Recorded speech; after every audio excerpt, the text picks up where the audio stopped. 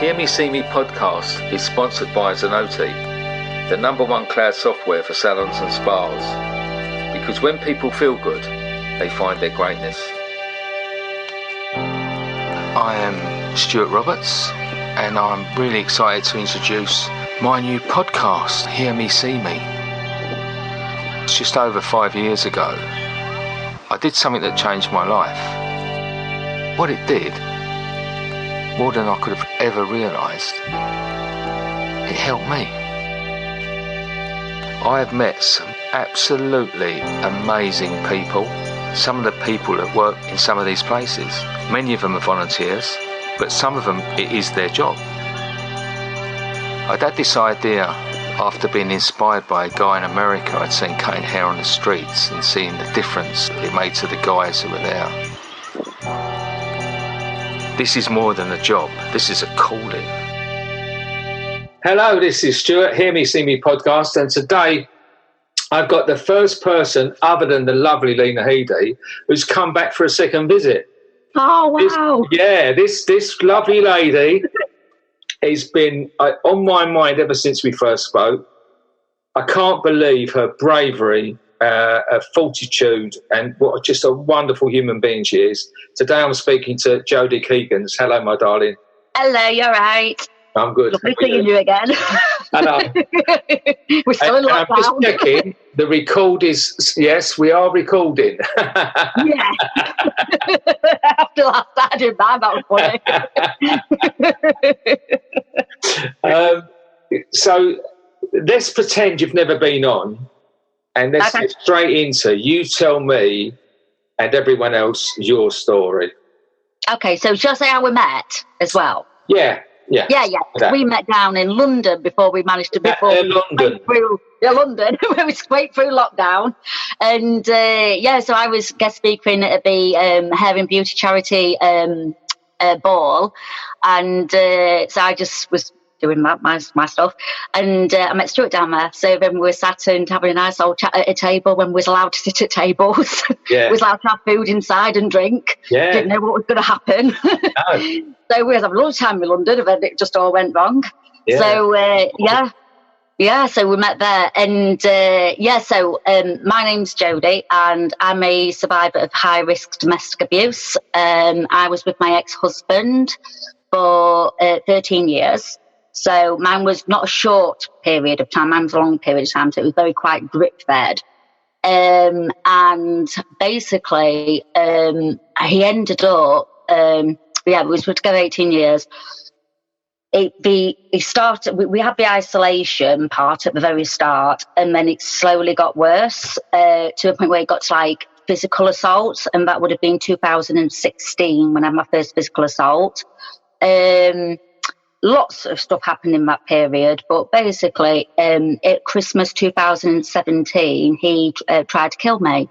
So I was assaulted over 2 days with a rolling pin and stamped on, hit, bit, and I was literally left in my house, and I managed to escape with my 3 children. Now, a big thing with my story is that my daughter at the time was 5 years old, and she told school that Daddy was hurting Mummy. So school listened. School's fantastic. They listened, and then went and sought help. And then social services got involved. They was trying to see us, but my ex-husband is a big knob, to be quite honest, and he wouldn't, let anybody, see. Yeah, he's a piece of work. So they ended up going to court. So there was all this evidence. There was one of my neighbours as well had also reported what they had seen bruises on me, and shouting as well. You could hear shouting like apparently five houses down, so they could like say it word for word what was being said. And I was on a terrace street, so it was like 5 blocks down. And so it got to December the 22nd, and we was in court. I should say, I've flipped stuff. We was in court, and he got told, this was family court, that he had to leave the house. And he said, this was in family court, he says, yes, I will leave. And then he said to me, he was like, I'm not leaving, I'm not going anywhere. So I'm thinking, oh, God. And then we ended up, like social workers would come round, he would hide, run out the back door. And then it got to the Friday, and he was having to see the children in the contact centre and pretend to the kids, but they hadn't seen Dad. So that happened in the contact centre. So he saw him in the contact centre, and he basically completely lost his marbles, because that was when the control had gone, where he was having to see the kids.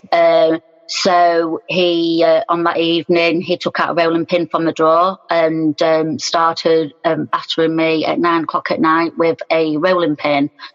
He only stopped when he was tired. I had to then go into I was absolutely an absolute mess, on top of all the previous breaks that I had because I had a lot of broken bones, but I didn't know what I actually had. And then it ended up being, what did I end up doing then? One of the things that my ex-husband wanted to do was we had to sleep downstairs in the living room, me and the 3 children, because he wanted to know where he was all the time. So I was having to sleep on the floor in the living room. So I went into my little bed, makeshift bed on the floor in the living room, and I just went to sleep. And then the next day I remember that he just said, this was 9:00 in the morning on the 23rd of December 2017. He said, get up and get in this kitchen. So I'm thinking, yeah, I know what's going to happen here. So I went into the kitchen, and then he continued to beat me with a rolling pin again and assaulting me. On top of that, I managed to get out at that point because the police came, and he'd just been upstairs in the bedroom. He'd just assaulted me by hitting me numerous times in the bedroom. I was going to... I had no mobile phone. I've got to stress that. I had no communication. I wasn't allowed to see my family, my parents. I didn't see friends. So I had no support network, nothing. I wasn't allowed to work as well. So I was trying to, even though I was in a completely beaten state, I wasn't feeling very well. That turned out I was dying, and because you just have no energy. And then I went into I was going to write on a piece of paper because I was upstairs at this point, and I had to get myself ready. And he said, and one of the things that I really mastered really well was covering my bruises with makeup, because I'm a makeup artist and I could cover bruises. But when you're in such a state where you've completely, I had 95% bruising at that time, I can't cover that. I've got a lot of makeup, but not that much to do anything. Yeah. So I ended up, I was going to what I was going to do was I was actually going to write on a piece of paper in red lipstick, SOS, called police, and put it up at the window.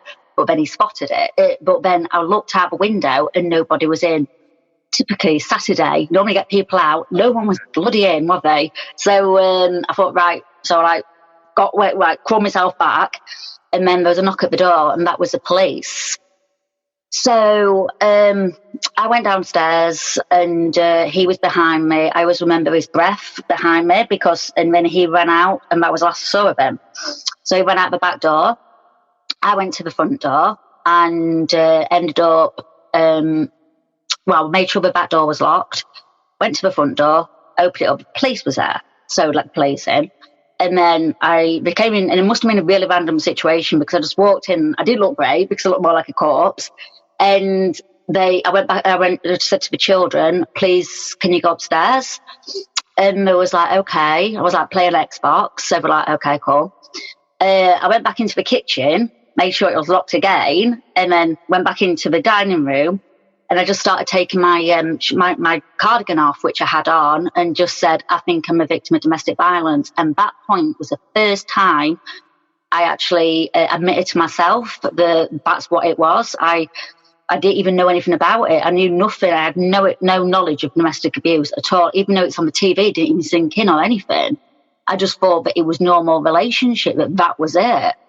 And then the 2 police officers who was there, Nikki and Janine, they ended up saying, oh my God, this is like the worst thing that we have seen, for all, in my 18-year history, career.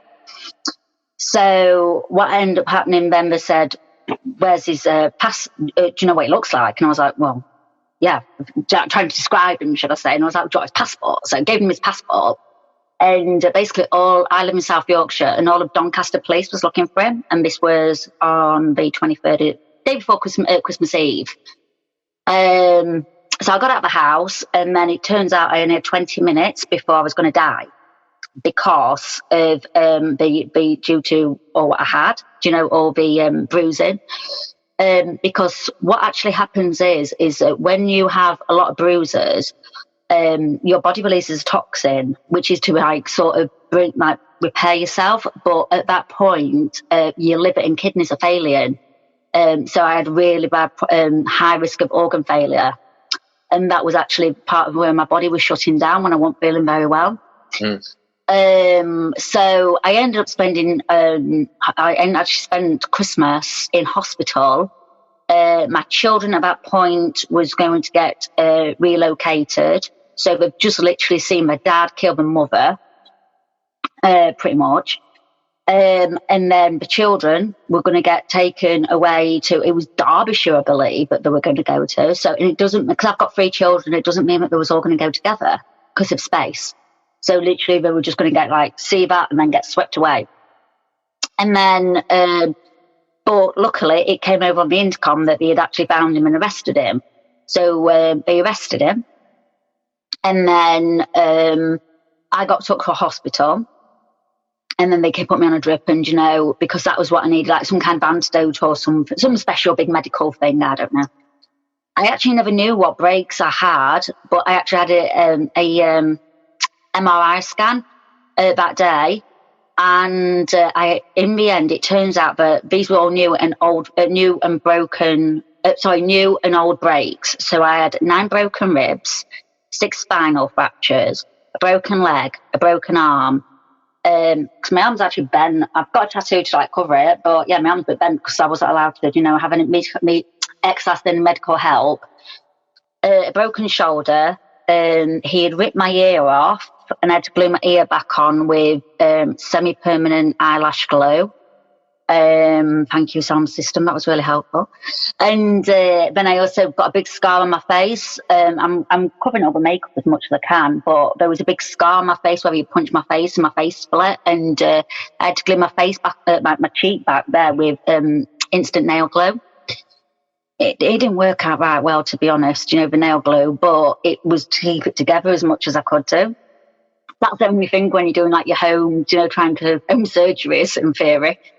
And then I went to hospital. I was 5 days in hospital. And then I came out.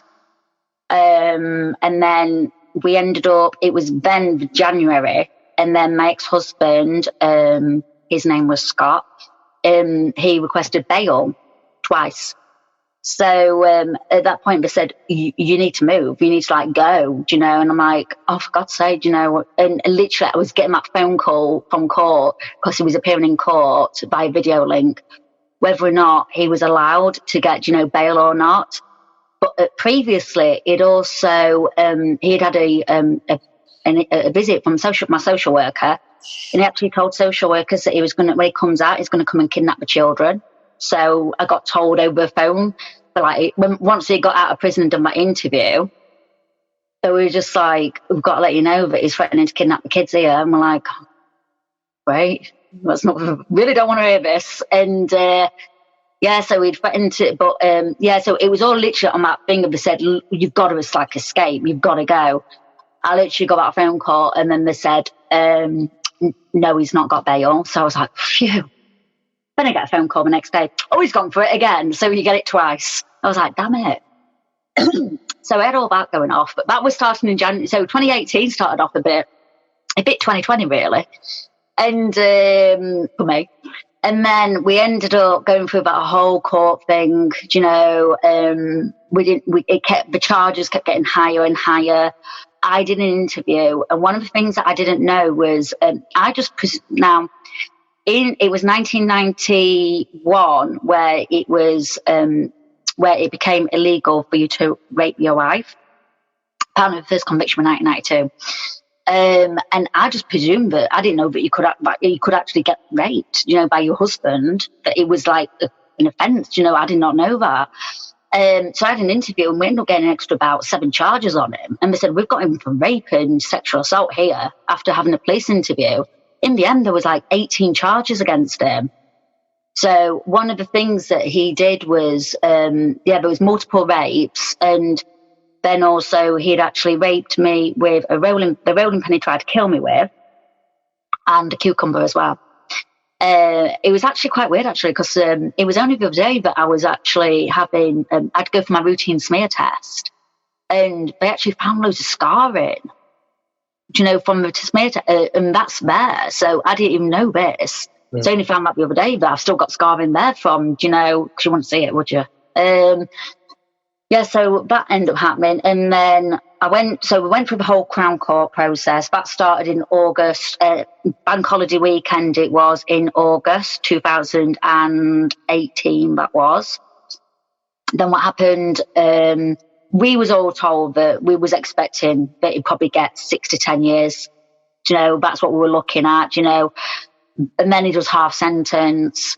So, but just see what happens. Went through the Crown Court at Sheffield, and then when it came to it, he got found guilty of the rape and sexual assaults. He pleaded guilty to the violence, all the different, because there was all sorts. I mean, every day there was something. So there was just also anything would just set him off going mad, and I just can't even, it just got to the point, there's so many just different, I mean, I could be here for 2 days telling you stories, what he'd lost his shit over. And then it was all my fault, and it never was. So we ended up getting, so it was in Crown Court, and then we ended up getting the sentencing. So the sentencing was 18 years. And I was just like, wow, really? And like, my CID who worked on the case, Stephen Barnes, he was like, right down, he's like 18. I was like, 18 years. And he was like, yeah. And I was like, yeah, didn't think that. I mean, like, everyone was shocked. And I didn't know that I only had a 5% chance of winning that case. They never told me. It was only when I literally, I didn't know much about it. I'm glad I went in blinded, but I didn't know. I literally, in the police car coming back, and they're like, do you realise what you've done? I was like, no, like, you've won a massive court case. I was like, well, I'm bloody glad I did, because it's a nightmare, this. And so you kind of think that one that court case is finished, but it stops. No, it doesn't. Domestic abuse carries on and carries on. It's like the never bloody ending story. Because by that time as well, we had a house together, so we had a mortgage, and he refused to sign the house sale. So the house ended up going into repossession. So I lost the family home. I was made homeless with my 3 children. So technically I'm homeless, but I live with my parents. So I'm not on streets. And I'm not on streets. I'm in a house, so everyone's safe. And then I also had to go bankrupt as well, because the debts, it was because of the house going under, but also debts what was in joint names. So like your mortgage, council tax. I was having to pay his share of his debts which were just singly in his name, like the loans, what have you. They just got written off, because when you spoke to them, they said, oh, well, it's there's no chance of him paying it, so we'll just write it off. But then I got his debts, and I think in the end it was something like £95,000 of debt that I was in. So I had to go bankrupt. And then you think, okay, this is it, I'm going to have to, surely there's nothing else that can happen. And then it rocks up every year then, it seems, because it requests to ask for the children. So I had that in the March of 2018, requesting for me to take the children into prison to see them, which is not a chance. And then he does it again in November, just in 2020. So, and I have massive court orders. So I have a non-molestation order that doesn't run out. That's basically a court order, like a protection court order, and a restraining order. So he's not allowed to contact me. So I've got 2 big court orders, and he's still a dick and still keeps getting through him.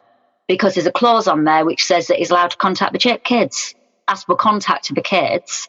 And it's like, I won't even give him a cactus to look after, let alone see a child.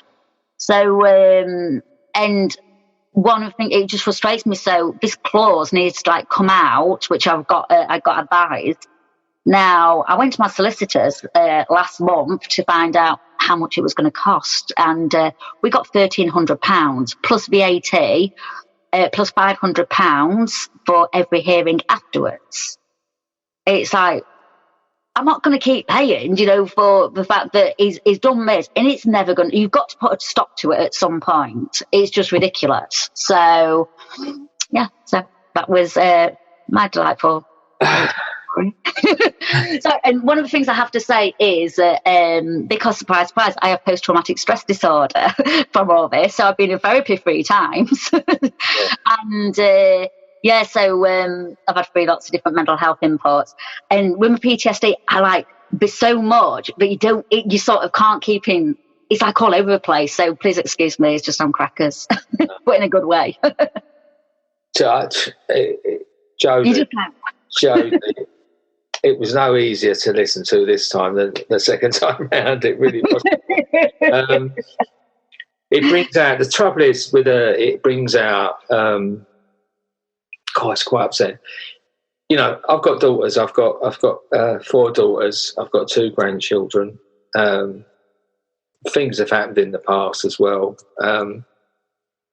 It's so vile and evil that people. Oh yeah, it was. These things. Yeah.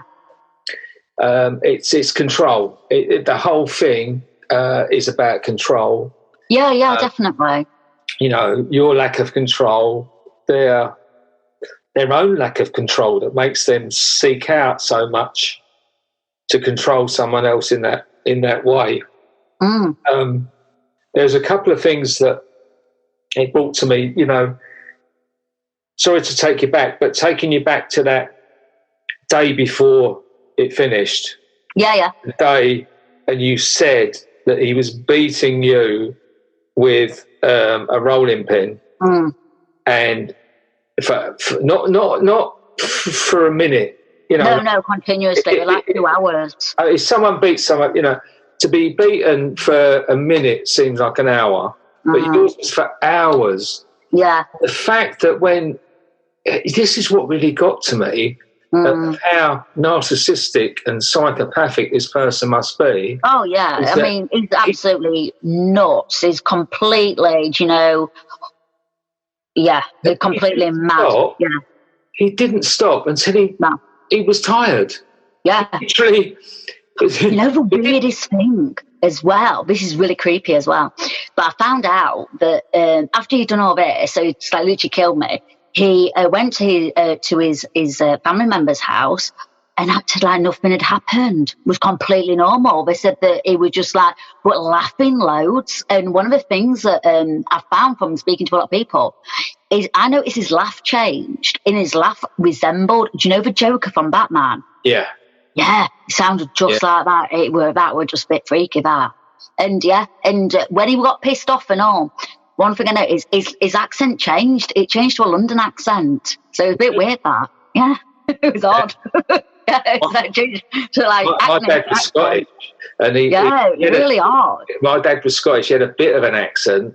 Started swearing. If he lost his temper and started swearing, he went to the most broad Scotch accent. Weird how it was really, He had relations in the family that were London, but, when it came to that, it wasn't. It was like Warwickshire way. So, so that's a bit weird, actually, when I think more on it. What weird thing happened?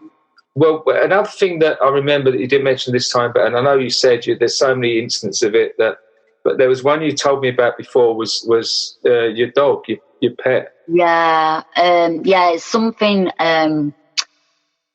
He killed the puppy. We had a 10-week-old puppy, and he killed my daughter's dog. And I just heard him beating her in the kitchen. And he says, whatever you do, don't go in. And that was because the dog he took her for a walk and then ran away in the park. And I don't blame her, to be quite honest. She was thinking, I'm getting out of here. And he beat her. And then he just went to me, come in kitchen. And I was like, okay. So I went into the kitchen. and the puppy was just laid on the worktop. No, it was laid on the floor, should I say? And I was like, "Oh my God, what the fucking hell have you done?" And it was just like, "Well, I didn't think it was going to happen." I was like, "What do you think's going to friggin' happen?" And I put her on the worktop and trying to calm her, trying to sort her out, and she was really heavily breathing. And then he said, and it was really weird. He went, "Bring up." She literally stopped breathing in front of me, like she was gasping for it, and then she just stopped breathing. And I was like, and I just went, "You've killed her. What? You fucking killed her." And he just went, "Can you bring her back to life?" I was like, what have you just said? What do you think I am, Jesus? No, it's not going to happen. And I was just like, no, that is not going to happen. Jesus, what do you think I have? Special superpowers or something? And that was the whole thing. A lot of the stuff what he did was really unrealistic. And it continued even when he was in prison, unrealistic stuff. And you just thought, are you actually serious? But in his head, he believes it. It's really, really like messed up. It's absolutely, but yeah, that was something that I hate. I don't like talking about. I'm completely fine with you, but it's something, because in fact, that's something that I've chosen to not tell my children. So my children don't know. Sorry. Yeah, no, it's fine. Honestly, don't worry about it. It's just one of those things, it's, but now it's, I've just make excuses, should I say. So, but end of the day, but we'll find out at some point when I feel, but I think we've gone through enough without having to know that.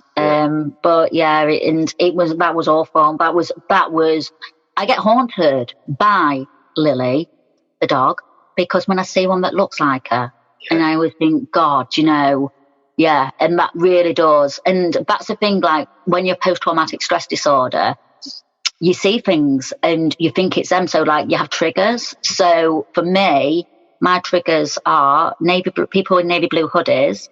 I have it with the song Human by Rag and Bone Man, because he used to sing and dance to that one.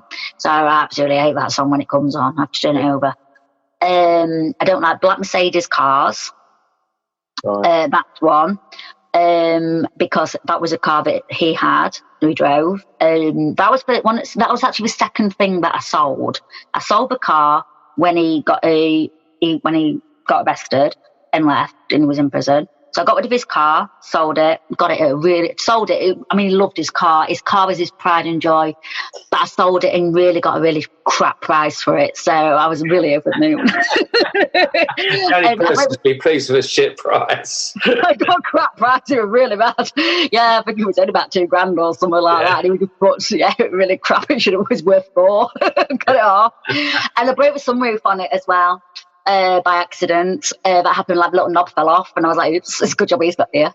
And then I got rid of his clothes as well, so I gave those to we had multiple house occupancy next door, so a lot of those were either just come out somewhere, so they got some nice designer clothes, gave them some nice like DK and wear stuff, so they were happy. And then but then it was like he sent a letter, even rang up the solicitor saying that he wants his car. Why are you going to have a car in prison? It don't make no sense. What are you going to do?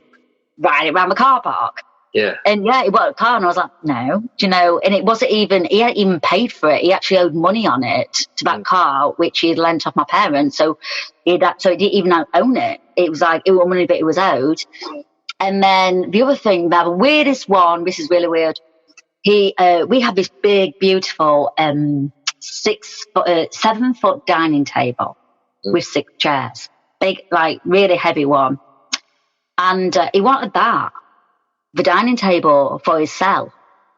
It felt like, and it's like, because I just got a phone call from the solicitor saying, he's requesting dining table. I was like, what? You know that it's 7 foot with 6 chairs, and we're like, what's the point? So I gave that away to my friend, and she loves it.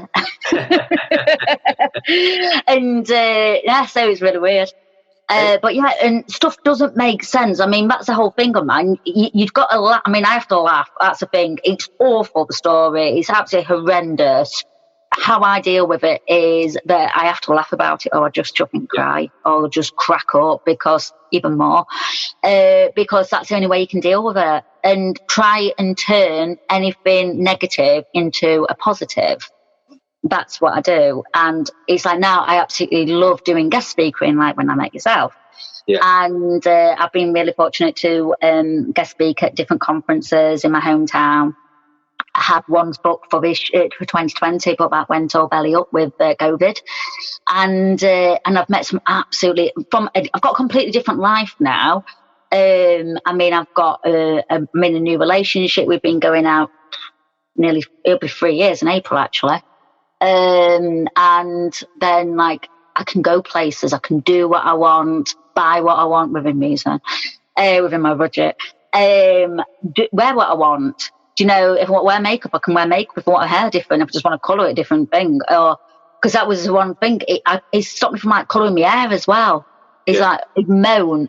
And to me, that's something that a woman wants to do. I do. I'm awful for it. I change it all the time. It's been red for a year. I've done quite well. But yeah, and you want to like go out or see people or go to anything, and life was horrible. You just couldn't. You just got to the point where it was so slow. And this is why it's really interesting with like lockdown. So yeah, we're lockdown like 3 here.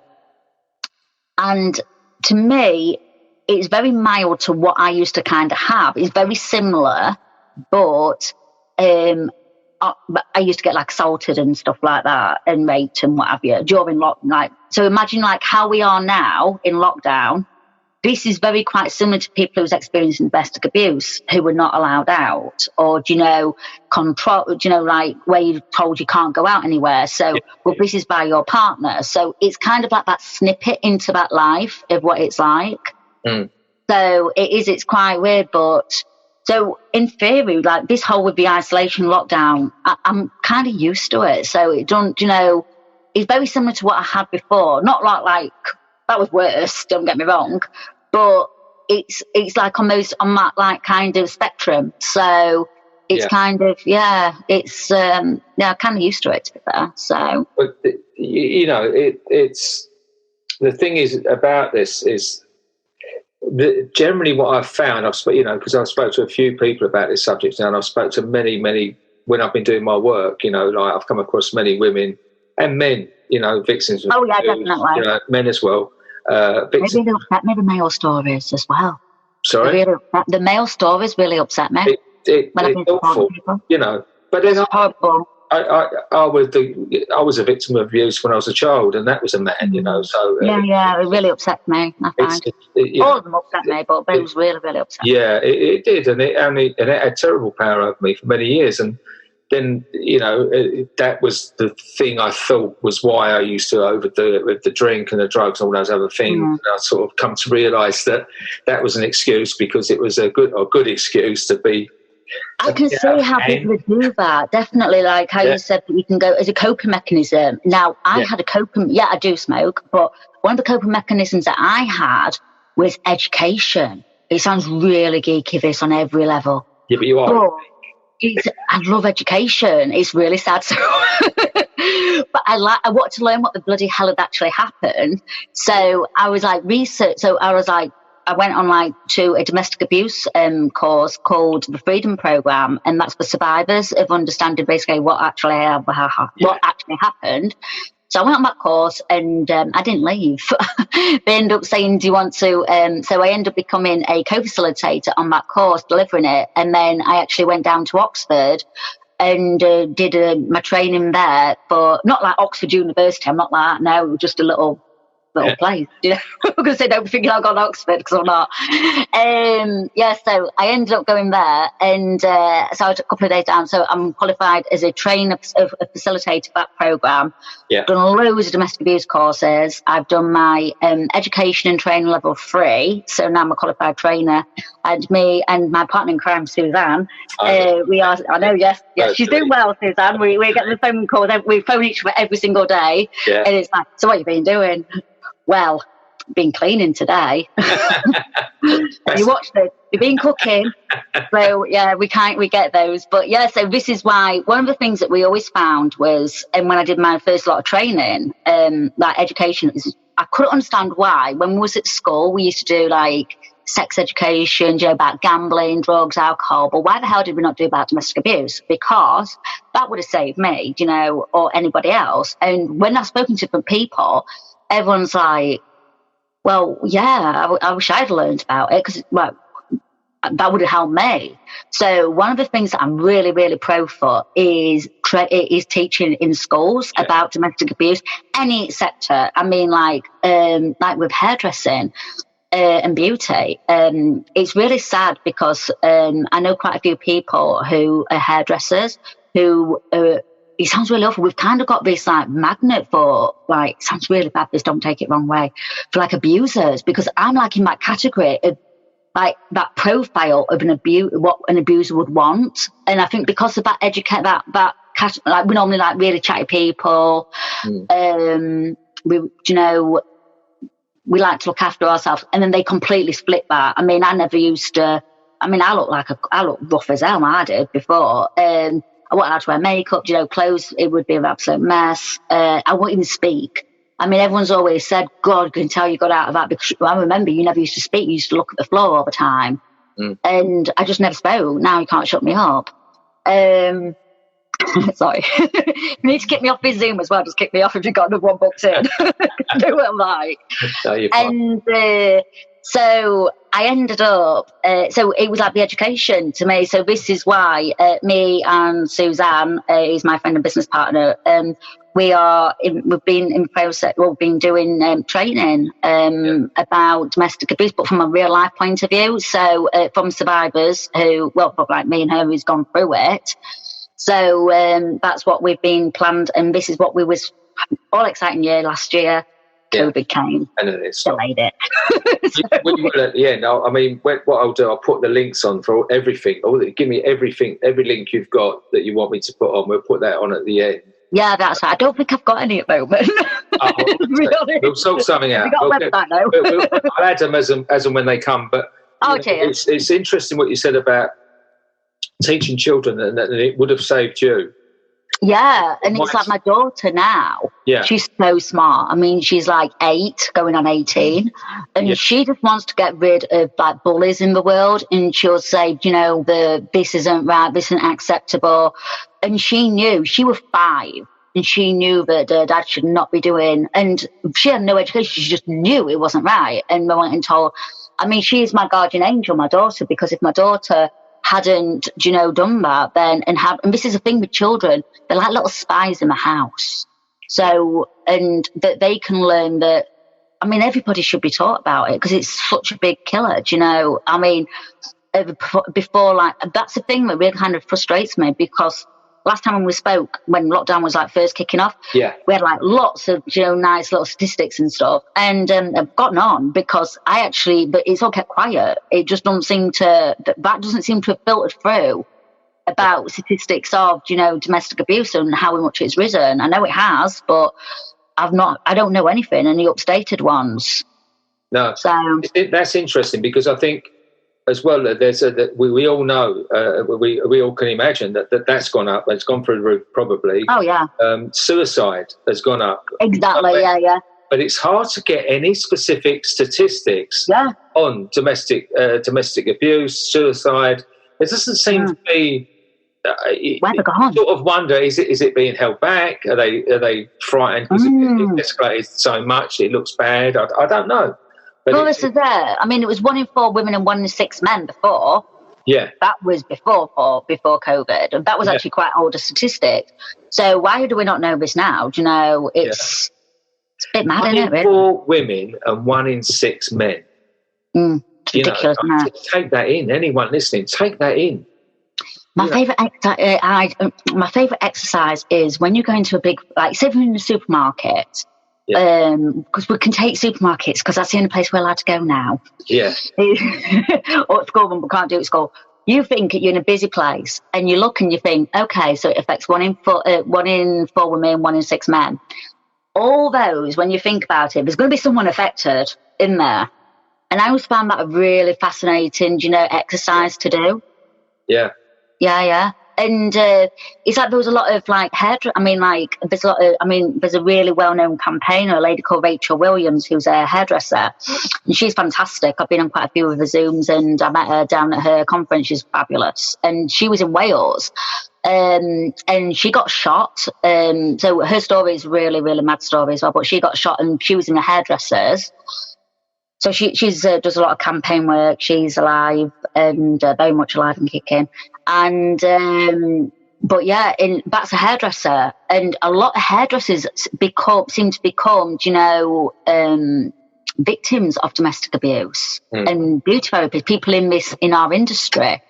Same as there was a lady called Holly Gossard as well, and she was stabbed in the salon as well. And it gets me in the workplace. It's quite a well-known. There was a story of it on Crime Channel. Sort of like I love real life crime. It's only my opinion of what I know of things that I should imagine. It's something to do with the empathy. The empathy that naturally that beauticians, hairdressers have got as an industry. We tend to be drawn to that industry because of the empathy that we've got. Now, a narcissist, well, that is the prey for them, because it's someone who is willing to accept and is willing to want to see the best and is willing maybe to want to help. And they play the victim. Yeah. You become the victim, Yeah. And it's a very slow process. It's not like switched on overnight. I should imagine that your experience was as well. Mine was really slow. Mine was like carbon monoxide poisoning. Yeah. Mine was really slow. Yeah. But then on the flip side, Suzanne, she was like 6-7 months. Yeah. And then the other people. So don't always think that it's going to be, but our outcomes are really similar. But so it can happen really fast or very, very slow. So, but you still kind of get to the same end. Yeah. Conclusion. It will go that far. And the thing is, they tend to be very charming people. Oh God, yeah. They're never going to be like, ridiculously charming. I remember meeting my ex-husband for the first time, and oh my God, he was like Prince Charming. One of these, he'd open up the doors, oh, you look fantastic, and not saying that everyone's like this because they're really not. But yeah, really, really nice, really charming, and the way you think, oh God, into nice, and Phil seemed to be quite good looking as well. And I hate his face. I don't like looking at him. I don't look at him and then think, oh yeah, he's fit. No, I just look at him and just think, I hate you. But yeah, they've always seemed to have got this, I don't know, it's really weird, like almost charismatic. Like there was that Netflix show, You, and how he was in that was like a domestic abuse one. And they always kind of have this, I don't know his kind of way, but it's really odd. It's really strange. And, but then they're very different. But like your flip side, because then like Bobby could love it. And then they're like, anything will just flip over the edge and just go absolutely and do horrendous, horrible things. So you just can't even get your head around it. But you can't look at people and think, that's going to be one. Oh, he looks too nice to be one. And then a lot of the people who said about when it came to my ex-husband, they'd say, oh God, but he looks such a nice, he looks such a nice man. I never expected this. He'd always just talk to you in the street. Yeah. Joe was a lovely chap.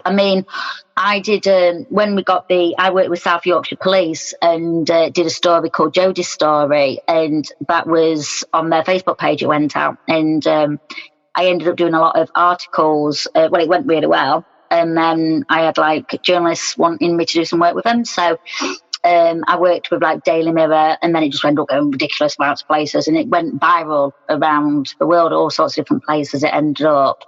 So if you Google Jodie Keegans, then it comes up, and there is some pictures on there, but they're not the proper crime scene ones, because what really pisses me off is the fact that I have crime scene ones, which are horrible pictures, but they won't print them because apparently they're too scary for people. They're not, they've got to.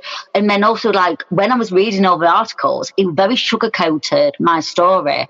Yeah. And this is why I love telling it myself, because I can say how it is, because they say it's got to be palatable for the reader to read. Yeah. And it's like, yeah, but it's real life. It really happened. You know, I ain't lying about this shit. You know, this actually happened.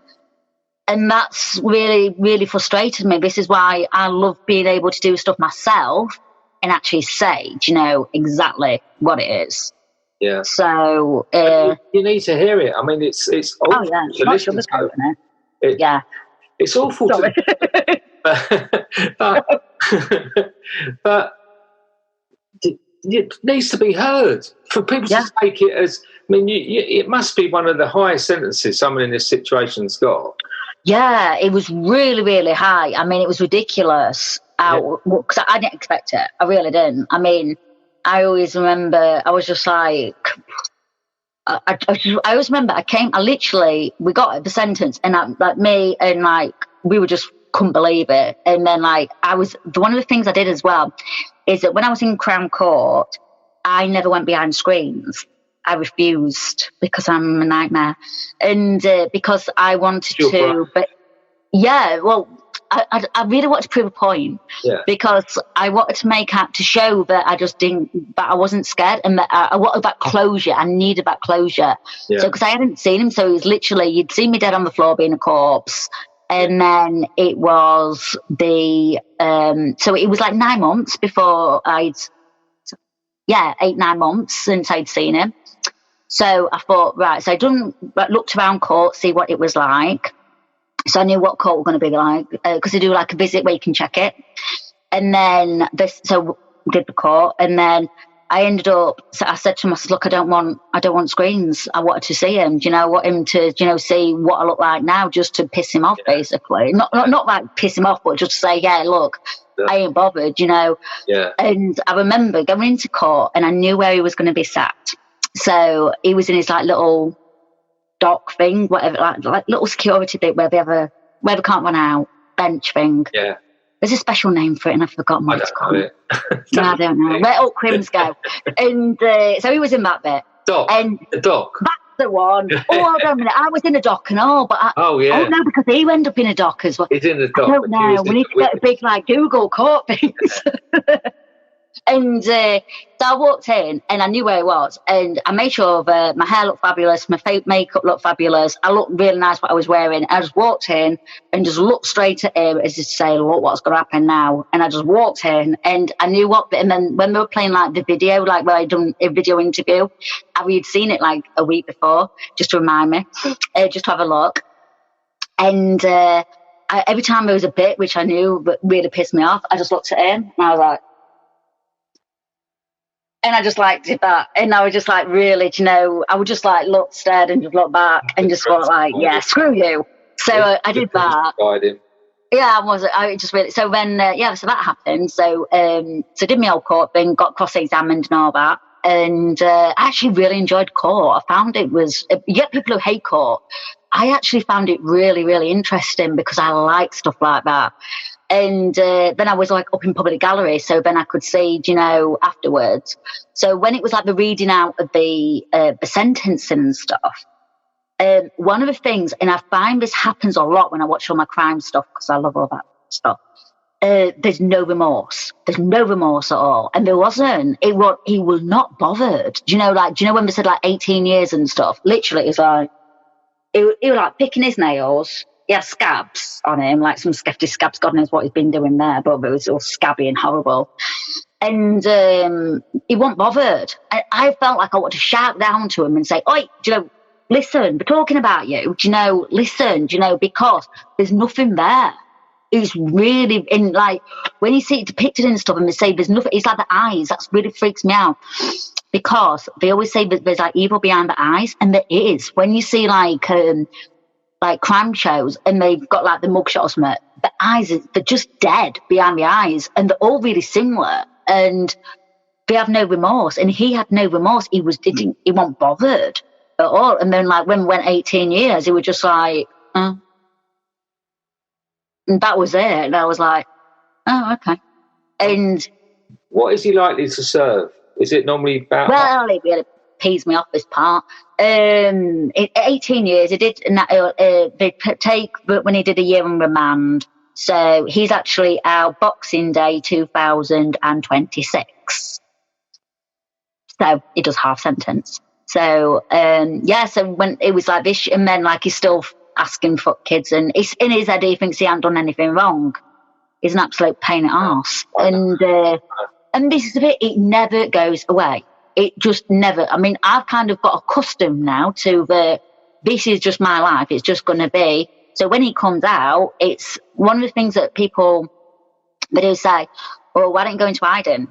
And I'm stubborn again. I don't want to, because why the hell should he mess my life up anymore? Do you know, I've got, great friends, got amazing boyfriend, support networks, I've got my family, and I don't want that. I could have, doing really well, with my teaching, and then have to leave it because of him again. I mean, I ain't doing it. No, I can sob that. I'm not doing it. Why you would, but I really admire that you've taken that stance and saying no. Yeah, because I'm just like, no, I'm not having this anymore. How far can you go? It's just got to a point now where it just takes a piss, to be quite honest. And you just think, well, no, that's line, under, go away, end of, leave. And I mean, like, it makes me laugh because, like, when he's requesting to see kids, it's like, you're a registered sex offender, you're on sex offenders register. If you had, because I know that if he had kids, they'd get them removed, but so why do you think it's okay to see, like, your biological kids? No, because all the harm that you did, and no, it's not going to happen. The thing is, if you're a rapist, if it happens to be your wife that you've raped, why is that any less than being a rapist? Exactly. I'm going to say they just think, it's all right. No, it's not. Really, is it all right? It just really, really winds you up, to put it politely. And it does. And it's like, but then it's like, because I'm a bit of a geek with my research, I like researching stuff through history and domestic abuse. Yeah. Through history, and even in the 1800s, we were still going through this. So we're 1800s, it was still happening. And now, it's still happening. How? It's ridiculous. And so many will not even go to court, because CPS will not take it on. No. I was lucky that mine got took on because there was that much evidence, to be fair. But when it came to the rape and sexual assaults, that's a hard one to prove. This is the thing. How do you prove, how is there any evidence to prove that after the event? That's why it's so good that it was part of the conviction. Yeah, and it was because and it was only really frustrating because the other day, when I was having my smear and then found out that there's all scarring, I thought, God, that was evidence. Surely, if that had been checked at the time, then you'd be able to see, and that would have been from the rolling pin. Sexual assault. So, sorry, it's brought a bit grim, right? But I heard my life thought. And so it does, and you just sort of think it is really hard because in theory you kind of got that one, almost like one word over somebody else's. Yeah. And this is why they didn't want me to know that I only have 5% chance of winning. I mean, 5%, and the fact that so many people will not get they'll retract their going to court. Is they kept saying to me, look, please, just go to court. I was like, of course I'm going to court. I'm standing, you're not going to leave me. I'm definitely going to court. And I loved it. And I'm just really strong-minded. Really, really, I'm one of these people where once I get something in my head, then that's it. And I just not give up. And I was never going to back down from that. This is why you're needed. This is why your work is needed so much. And, we've really got to promote your work because, you can come from a place of authority and authenticity that you really can help people who have been through this because you're so this strong. Is it. You understand it as well. And that's the thing people will say, because one of the things that really kind of upset me, really kind of not upset, well, it did. It was a shame because when it all went out in the media, people was got to a point where they didn't know if they'd want to talk to me or not, whether they could talk to me. because it would all come out, like literally, you know, you Google it and it all comes up. And people were just like, are we allowed to talk to you? Should we talk to you? And it's like, why would you not want to talk to me? Jesus, it's just one of those things, you know. I'm the most, like, ask me any question, not bothered, you know. Yeah. I must admit, from my point of view, when I met you in London, I was quite reluctant to come over. I can understand it. I was quite reluctant to come over and speak to you because I didn't want to bother you. It's weird, isn't it? No, just so wanted to talk to you, but I so didn't want to bother you, and you know, but you were so pleased that I'd come and spoke to you. Do you know what? Well, you met me at the best point because I'd lost my voice. And literally, when I was like, it was awful. I mean, literally, I could not speak. And I was like, I literally only did 5 minutes to what I normally do, because normally I like talk for like 25 minutes plus. And I was like, trying to talk, and I was like, and I really had to hold my chest. I don't know why, because it was going to try, my voice was going to come back. Yeah. And I was just like, trying to do my thing talking. And everyone's just, and I was just like, and it wasn't even, you know, to what my normal standard of ruthlessness of what it was, because I only had like 5 minutes off. And literally, everyone's like, oh my God, that was amazing. And I always remember it was really weird because I was in London, and so like posh bit of London. And so we was at the Hilton Hotel. Joe, we got paid to, like, I got, you know, where they paid for you to go to Hilton Hotel. So like, I had been to an Hilton before. So I'm normally Premier in May. I was on the tube on the way back to Essex. I didn't get an hotel room. You know, I did. I got that, and it was great. So I was like thinking, oh yes, this is like. I remember like giving you a goodie bag. It's just like being at Oscars. It's great. Yeah. And I remember thinking, and I was so nervous because it looked so fancy, and I thought, you know what? And I remember I was with my boyfriend, and I said to him, I'm really nervous, and I end up thinking that what I'm going to do is, if it ends up, you know, that they just hate it, then get your dinner, eat your dinner, because those mushrooms that's on it apparently are really expensive, and it's a nice dinner. Eat your dinner, and then we'll just go, and then we'll just grab a coffee and just leave, and just like because it's and it wasn't. It was the opposite. I mean, I thought that people would be thinking, oh, it's just like, you kind of think that you get like. Not typecast, but you know, stereotypical, like, oh, she's just a battered wife and that. Yeah. I always laugh and say, I've not done too bad for a battered wife. Yeah. And because it really bugs me when people call you a battered wife. They call you that in America, the battered woman shelter. It's like, not very nice saying, is it? Awful. Awful, isn't it? Why? And it wasn't. Everyone was so lovely and really nice, and people kept coming up to me and talking to me. And I thought that were mad as hell. I was just like, wow, you know, this is, you know, insane. And I just kind of thought that you kind be looked down on, and you wasn't. It was the opposite. And everyone was just like, wow, everyone, that was really good. The whole room. That was a shock. Yeah. I was like, oh my God, this is madness. I was like queuing to go to the toilet, and everyone would try to talk to me. Really, really funny. Yeah, it's really odd, but no, and it was really nice that, and it just shows as well that you can go to different. I mean, with domestic abuse, it affects everybody, whether it's different nationalities, ages, race, you know, male, female, everything. You know, it affects everybody. I mean, in theory, it affects animals because with what happens and stuff. And it does. Yeah. And so it's really bad. Do you know, I've got a child parent. Sorry if I'm trying to ignore him. And so it was really weird experiencing that. So, are you now? So you still at your mum and dad's? Yes. So so there's a few things we need to really try and get into people's minds that we've got to change. Now, the first thing, obviously, is this legislation, something that's got to be done where, you know, that you've got to have more protection after you've been through this. Oh, yeah, because as in with the children, you know, someone in prison for this heinous crime can still be reaching out to get the children and all these things. They should forgo that. So that's one thing. Another thing is that someone who's been through everything you've been through, they surely can change the legislation around debt, because for you, that really, really winds me up.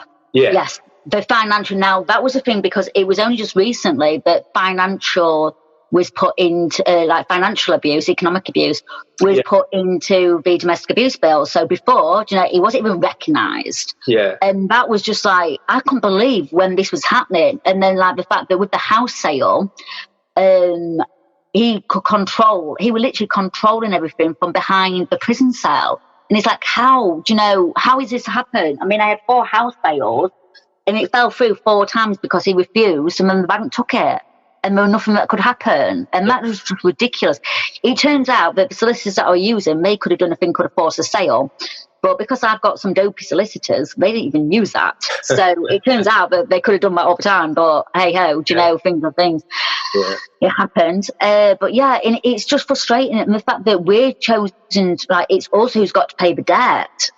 Yeah. It's like, it just got ridiculous. I was like, come on, do you know, and anything, do you know, that was in, and like, one thing was like the gas bill and the electric, that was in my name. So because at the one point we only got a joint bank account a year or so before it all happened, and at that point, like I just said, just like the bills would just come out of my bank, so I just set it up in my name, you know, the electric bill. So then, because it's in my name, not his name, but joint names, I've got to pay the whole bloody electric bill, which was a couple of £1,000. Yeah. And it's like, oh, for God's sake, again, something else. And it's like, but you can prove that he was living there, do you know, because of, you know, I've got enough evidence to prove that he was living there, but no, won't take it into context. So I had to go bankrupt. There was no option of not going bankrupt. This is the ridiculous thing. So you've very, very nearly paid with your life. Mm-hmm. But then you pay with your financial security. Oh yeah. You know, and then you pay for future security because of the fact of being a bankrupt is not as easy as people realise that it has. It affects jobs as well. That's the other thing, you know. Yeah. And it's like at the moment, that is why I want to, you know, be self-employed, because I'm, in all honesty, you know, I've got my 3 children, bringing them up. And I'm not a really employable person, you know, to where I was used to work before, and like you can, you know, work and what have you. Because I'm on my own with the 3 children. I mean, like my eldest is 15. He's older and stuff, but and then my youngest is 8. You know, they've got schoolwork. I mean, we're in lockdown now. I mean, like homeschooling. Wow.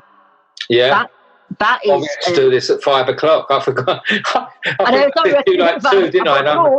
I thought you was a school teacher till 4. I mean, I'm a school teacher, yes. I'm a dinner lady as well, and I'm a headmaster. So that's what I'm doing. I'm also student support student support officer as well. So I've got 4 job titles because they do the panic, like with the kids. Like this at the moment, I'm lucky that, you know, I mean, that I'm not, it sounds awful, but I'm not employed, because I could not do this with the kids, you know, with all this, with lockdown and what have you. And even when they are at school, you know, I've got to, for security reasons, I can't just get them to walk back home, you know, I wouldn't trust it, you know. I always want, you know, besides security, to make sure that I'm the only, like me or my mum can only pick the kids up, or my dad, because if you never know that when he's in prison, he could send somebody after it. So there's always that security thing that you've got. Same as like if you're on social media, I've got to have my social media really high security because you can get random people, you know, and you never know if it's linked to him, because you don't know what technology they have in prison. Yeah. So that's what you've got to be careful of. And that's the thing. I think that's why we all need to get behind you, and we need to lobby for things, and we need to get everyone, as many people as possible, to realise that that someone like you is protected. You're brave enough to stand out, so you should get protected. And also, like someone who's been through what you've been through, even half of what you've been through, should be protected against these other side effects of it. Yeah, this is it, and it just feels like it's never ending, and it doesn't. It doesn't. I mean, like I've got the whole thing of when he comes out of prison, how far, you know, that little goal. It was like I was actually sat on Christmas, on Boxing Day even, on my doorstep, and I was just sat there thinking, God, in 6 years' time, you know, and then this, because of lockdown and stuff, like 2020 didn't really happen, not much really happened there apart from when we went to London. and it's like that wasted time, because that's the thing with me. I don't know what's going to happen after 6 years. So like 2016 when it comes out, you just don't know what's going to happen. So I want to use this time, this 6 years of what's left. So it's almost like a sand. Do you know like the little egg timer that you used to get with the sand? Yeah. A little timer thingy. Yeah. It's like that going through all the time. And then it's like you almost been, and then just thinking, God, I haven't got much left. But then there's all these restrictions. So this feels like it's wasting a lot. Because I do a lot of travelling. And, you know, what I can, you know, I'd like to go to, you know, different places in England. And, I mean, I was trying so hard the end of last year to take my kids to Blackpool, and it ended up twice.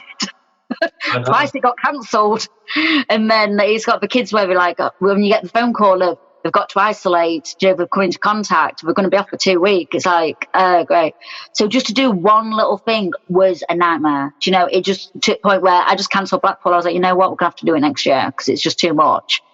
And so it's hard, do you know, and it's kind of like when you get that sentence in, yeah, it's good, but you kind of been faced with a terminal illness. So it's like you've been given, you know, like, yeah, that's the best way of describing it, because you think, you know what, I want to get this done, but we can't, you know, at the moment. And because when he's out, it can just rock up, you know, and even though I've got high restrictions, you know, like he's not allowed to come into like a certain area. But I mean, I live in quite a big town, so it covers quite a big way. And even if it ends up being like, say for instance, I was just in Tesco and then he came up, and it's not breaking anything. He can just be there, but he knows everything. So you're going to be constantly in hiding. Yeah. Which is, and then like, you do struggle sleeping. Like the other night, oh my God, it was so bad last night. Me and Mum was asleep. We heard the gate go outside. Straight away, I'm up. This was like 3 o'clock in the morning. Straight away, I'm up thinking, what's happened? You know, I'm thinking there's going to be someone in the garden. So you, like, because I'm like my mum, she's like she's 72. Yeah. And my dad's like nearly 80. He's 80 in March, actually. So they're older. And so I'm like, apart from the kids, which I protect them anyway, I'm like the man of a house and got to, you know, sort of look after stuff, if that makes sense. So I was like going downstairs last night and thinking, right, I'm expecting someone in the garden and stuff like that. But nobody there. It's probably just a cat that jumped on it. But when it was just something like that, and it scares you. So when that ends up happening, straight away you'll be like constantly thinking, God, you know, that is going to be him, you know. So you just never relax. And when you've got PTSD, I mean, I had it where I was back. I mean, I talk about having post-traumatic stress disorder. It does not bother me at all. It is what it is. I'm not surprised with what happened and what have you. And I've got like severe anxiety, I had to get retested actually. So it turns out I've got severe PTSD and severe anxiety. Yeah. And I was finding that, you know, lockdown, that affected it last year. So I felt like I was starting to lose a plot in July last year. And it was best way of describing it is, have you ever seen the film's Final Destination? Yeah. Yeah. Well, it was just like that. And I was scared of dying because I'm thinking, my God, I've got to be here for the children, you know, look after them. So it was this whole panic. And I was just constantly thought that I was going to die every day. Do you know, that there's something was going to happen.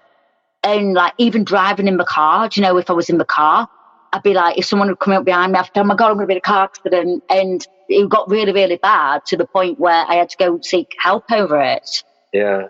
So that was all a bit mad. Before we finish, because it's... Yeah, just kick me off because you know what I'm like, I'll talk forever.